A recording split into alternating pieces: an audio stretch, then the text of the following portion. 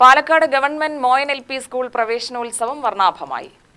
കുട്ടികളുടെ കളിച്ചിരികൾ കൊണ്ട് സമ്പന്നമായ പ്രവേശനോത്സവം രമേഷ് പിഷാരടി MLA ഉദ്ഘാടനം ചെയ്തു.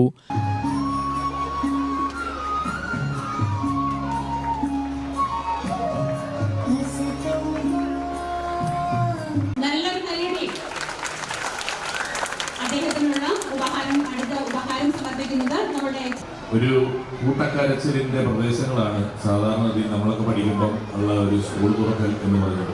ഇന്ന് സ്കൂളിന്റെ ഭിത്തി മുഴുവൻ കളർഫുൾ ആയിട്ടുള്ള പഴങ്ങളും കുട്ടികളെല്ലാം ഇതിനു മുമ്പേ പ്രീ പ്രൈമറി ഉൾപ്പെടെ പല പല കോഴ്സുകൾക്കും ക്ലാസ്സുകൾക്കൊക്കെ പോയും എല്ലാം ഇതിനോട് വല്ലാതെ പൊരുത്തപ്പെട്ടിരിക്കുന്ന ഒരു കാലഘട്ടമായതുകൊണ്ട് തന്നെ ഇതൊരു വലിയ സന്തോഷത്തിന്റെ സമയമാണ്.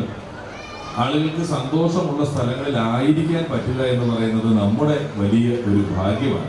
അപ്പോൾ ആ ഭാഗ്യത്തിന് എന്നെ കൂടി ക്ഷണിച്ചതിന് ഇവിടുത്തെ പ്രധാന അധ്യാപികയോടും മറ്റെല്ലാവരോടും PTA പ്രവർത്തകരോടുമുള്ള അധീതമായ നന്ദി ഞാൻ ഈ അവസരത്തിൽ പറയുന്നു.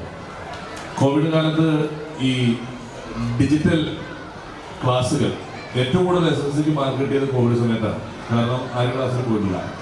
അപ്പോൾ ഡിജിറ്റൽ ക്ലാസ്സുകൾ ഒരുപാട് തുടങ്ങിയ ശേഷം ലോകമെമ്പാടും ചില പഠനങ്ങളൊക്കെ നടന്നു. ഇപ്പോൾ നിങ്ങൾ ഈ പറയുന്ന ഇൻഫ്രാസ്ട്രക്ചർ, ബിൽഡിങ്ങുകൾ, സ്കൂൾ ബസ്സുകൾ, ഗ്രൗണ്ടുകൾ, ഇത്തരത്തിലുള്ള സാധനങ്ങൾക്ക് വേണ്ടിയുള്ള ഒരു ചെലവ് കണക്കാക്കുമ്പോൾ ഇതിൻ്റെ ആവശ്യതയുണ്ടോ?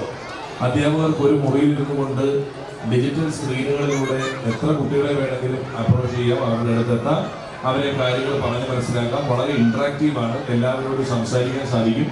കുറച്ചുകൂടെ ടെക്നിക്കലി അഡ്വാൻസ്ഡ് ആയിട്ടുള്ള ഡിജിറ്റൽ വിദ്യകളിലൂടെ വിദ്യാഭ്യാസം സ്വിച്ച് ചെയ്യുന്നതിനെ പറ്റി വലിയ രാജ്യങ്ങളിലേക്ക് പഠനം നടന്നു. പക്ഷേ അത് കൺക്ലൂഡ് ചെയ്തത് സ്കൂളുകൾ വേണം എന്നുള്ള അവസ്ഥയിൽ തന്നെയാണ്. അതിന്റെ കാരണം നമ്മൾ എപ്പോഴും പറയുന്നത് പോലെ പുസ്തകത്തിനപ്പുറം ഒരു പഠനമുണ്ട്. നഗരസഭാ ചെയർമാൻ P. സ്മിതേഷ് അധ്യക്ഷനായി. SRG convener R. ലതിക അക്കാദമിക മാസ്റ്റർ പ്ലാൻ അവതരണം നടത്തി.